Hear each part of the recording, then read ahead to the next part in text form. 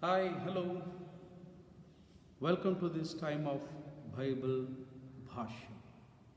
ఈరోజు పవిత్ర గ్రంథంలో ఉన్నటువంటి అనేకమైనటువంటి విషయాలలో ప్రాముఖ్యమైనటువంటి మరొక విషయం మీద మనము ఆలోచన చేయడానికి మిమ్మల్ని ఆహ్వానిస్తున్నాం.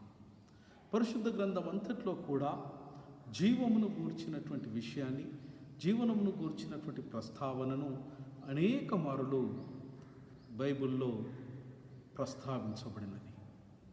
ఆయా గ్రంథాలలో తర్జుమా చేసినప్పుడు కింగ్ జేమ్స్ వర్షన్ జీవము అన్నటువంటి ఈ పదాన్ని ఆంగ్లములో లైఫ్గా అనువదించబడినటువంటి ఈ పదము పరిశుద్ధ గ్రంథం అంతట్లో కూడా రమారమి 450 సార్లకు పైచులకు లైఫ్ లేదా జీవం అనే పదాన్ని ప్రస్తావించినారు. అదే న్యూ ఇంటర్నేషనల్ వర్షన్ తర్జుమాలో జీవం అనేటువంటి తెలుగు పదం ఆంగ్లంలోనికి అనువదించబడినప్పుడు రమారమి 500 పైచిలుకు సార్లు జీవము లేదా లైఫ్ అన్నటువంటి పదాన్ని తర్జుమా చేసి ప్రస్తావించటం గమనార్హం. నేటి మన అభ్యాసంలో జీవము అన్నటువంటి పదమును గూర్చినటువంటి ఆలోచన చేయడానికి మరొకసారి మిమ్మల్ని ఆహ్వానిస్తూ ఉన్నాం. పరిశుద్ధుడైనటువంటి యోహాను తాను వ్రాసినటువంటి పరిశుద్ధమైనటువంటి సువార్తలో 10వ అధ్యాయం 10వ వచనంలో ఈ విధంగా లిఖించినారు. నేను జీవమునిచ్చుటకుగా దానిని సమృద్ధిగా ఇచ్చుటకు వచ్చినాను. I have come that they may have life, may have in abundance. What did Jesus mean when he talks about life? జీవము ఇక్కడ యేసుక్రీస్తు ప్రభువు వారు ప్రస్తావించిన దాని యొక్క అర్థము ఏమై ఉండవచ్చును? నాణ్యత కలిగిన జీవనం గురించి ప్రస్తావిస్తున్నారా, లేదా అనారోగ్యము లేనటువంటి జీవనం గురించి ప్రస్తావిస్తున్నారా, లేదా మెరుగుకరమైనటువంటి జీవన విధానం గురించి ప్రస్తావిస్తున్నారా? ఈ ప్రశ్నలకు మనకు జవాబు కావాలి అనంటే కొన్ని నిమిషాల్లో క్షుణ్ణంగా జీవము అన్నటువంటి పదాన్ని గూర్చినటువంటి పరిశోధన చేయవలసినటువంటి అవసరత ఎంతైనా ఉన్నది. ప్రథమతః గ్రీకు భాషలో జీవము అన్నటువంటి పదానికి రమారమిగా 3 వేరు పదాల యొక్క ప్రస్తావన పరిశుద్ధ గ్రంథంలో వాడబడటం గమనిస్తాం. జీవం అని ఆంగ్లంలో తర్జుమా చేయబడినటువంటి ఈ పదము బయోస్, సుకే, జోయి అనేటువంటి 3 వేర్వేరు పదాలను నూతన నిబంధన గ్రంథంలో భక్తులు ఆయా సందర్భాన్ని బట్టి వారు ప్రస్తావించినారు. పరిశుద్ధమైనటువంటి లూకా రాసినటువంటి తన యొక్క శుభవార్తలో 8వ అధ్యాయం 14వ వచనంలో విత్తువానిని గూర్చినటువంటి ఉపమానమును యేసుక్రీస్తు ప్రభుల వారు బోధిస్తూ ఉన్నప్పుడు వాడబడినటువంటి ఆ పదము they were choked by life's worries, riches and pleasures and they do not mature అని ఆంగ్ల అనువాదంలో మనము చూడగలుగుతాం. లూకా అనుసారంగా 8:14లో వాడబడిన జీవము గ్రీకులో ప్రస్తావించబడినటువంటి పదము బయోస్. బయోస్ అనగా శరీరానికి సంబంధించినటువంటిది. బయోస్ అనగా శరీర సౌఖ్యానికి, సుఖానికి సంబంధించినటువంటి భావం కలిగినది. బయోస్ అనగా మానవుని యొక్క జీవితానికి కలిగేటువంటి చింతకు సంబంధించినటువంటిదై ఉన్నది. బయోస్ అనగా మానవుడు సమకూర్చుకునేటువంటి సమృద్ధికి సంబంధించినదై ఉన్నది. బయోస్ అనగా పరిపక్వత లేనటువంటి పరిపరి విధములైనటువంటి పరితాపముల కొరకు మానవుడు చేయు వ్యయ ప్రయాసాల కొరకై సంబంధించినదై ఉన్నది. ఇట్టి అనుభవములో ప్రభుల వారు సెలవిచ్చినట్టు విత్తనము ఇట్టి ముళ్ళ పొదలో పడిన తర్వాత అది ఎదగడానికి ఆస్కారము చాలా తక్కువగా ఉన్నట్టుగా మనం చూస్తాం. రెండవ పదము పవిత్ర గ్రంథంలో వాడబడినది సూకే. సూకేకు ముందు ఒక విషయం మనం గమనించాలి. బయోస్ అనేటువంటి ఈ గ్రీకు పదము నుంచి బయాలజీ అనే పదము ప్రాణం పోసుకున్నది. భౌతిక శాస్త్రము, భౌతికానికి సంబంధించినటువంటిది ఈ బయోస్ అనే పదములో నుంచి ప్రాణం పోసుకున్నది. రెండవది సూకే అన్నటువంటి ఈ పదము యొక్క భావము మత్తయి సువార్త 16:25లో ప్రస్తావించబడటం గమనార్హం.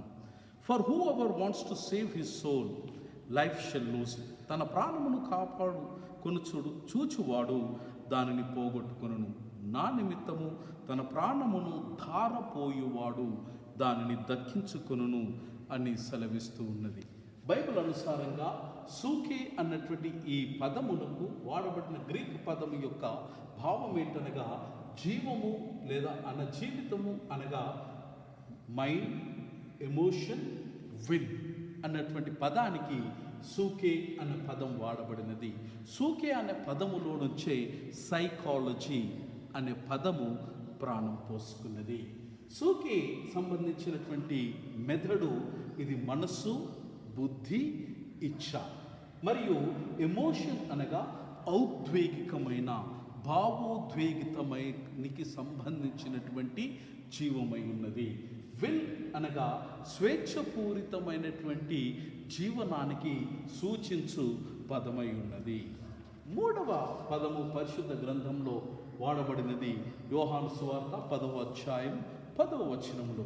In him was life and life was the light of men. ఆయన యందు జీవముండెను, ఆ జీవము మనుష్యులకు వెలుగై ఉండెను. ఇక్కడ యేసుక్రీస్తు ప్రభుల వారు పలికినటువంటి జీవము అన్నటువంటి పదం యోహాను సువార్తికుడు యేసుక్రీస్తు ప్రభుల వారిని జీవముగా ప్రస్తావించడము వెనుక ఉన్నటువంటి పరమార్థము ఏదనగా జోయే అన్నటువంటి గ్రీకు పదం యొక్క భావం ఏంటంటే ఆయన యందు, ఆయన ఈజ్ అన్క్రియేటెడ్ అనగా ఆయన స్వయంభువమైనటువంటి సృష్టికర్త అయినటువంటి పరమాత్ముడై ఉన్నాడు. హీ ఈజ్ ఎటర్నల్ అనగా ఆ జీవము ఆద్యాంతరహితమైనటువంటి జీవమై ఉన్నది. ఆ జీవము ఇండిస్ట్రక్టబుల్ జీవము అనగా ఆ జీవము అక్షయమైనటువంటి జీవము, ఆ జీవము అనశ్వరమైనటువంటి జీవము, ఆ జీవము నిత్యమైనటువంటి జీవము. జోయే అనేటువంటి జీవము ఏ జీవమైతే దేవుడు మానవ జాతికి అనుగ్రహించడానికి సంకల్పించినాడో ఆ జీవము శాశ్వతమైనది. పవిత్ర గ్రంథము రెండు జీవముల యొక్క ప్రస్థానము మధ్యలో జరిగేటువంటి మానవుని యొక్క ప్రయాణమును గురించి బోధిస్తూ ఉంది. ఆదికాండము 1వ అధ్యాయంలో యేసుక్రీస్తు ప్రభుల వారు ఆదామును ఏదేను తోటనందు ఉంచిన తర్వాత ఆయనకు దేవుడు ప్రాణము పోసెను. ఆదాము కేవలము పాపరహితుడుగా ఉండడానికి సృష్టించబడలేదు, కానీ ఆదాము పరమాత్ముడు అనుగ్రహించేటువంటి జీవ ఫలమును ఆయన స్వతంత్రించుకొని పరమాత్మునితో సహా అనుభూతి కలిగినటువంటి జీవముతో దేవుని దగ్గర ఉండడానికి నిర్దేశించబడినటువంటి వాడుగా ఆదాము ఆదికాండం 1వ అధ్యాయంలో మనం చూస్తాం. దురదృష్టం, ఆదాము జీవించును కానీ జీవమును స్వతంత్రించుకోకపోయినాడు. తిరిగి పరిశుద్ధ గ్రంథమైన బైబిల్లో చివరి పుస్తకమైన ప్రకటన గ్రంథం 22వ అధ్యాయం 14వ వచనంలో మరొకసారి జోయే అనేటువంటి పదము ప్రస్తావనతో పరిశుద్ధ గ్రంథము ముగింపబడినది. అక్కడ వాడబడినటువంటి పదం తమ వస్త్రములు శుభ్రముగా క్షాళనము వనరించుకొని వారు ధన్యులు, వారు జీవవృక్షమునకు హక్కు గలవారు అని లిఖించబడినది.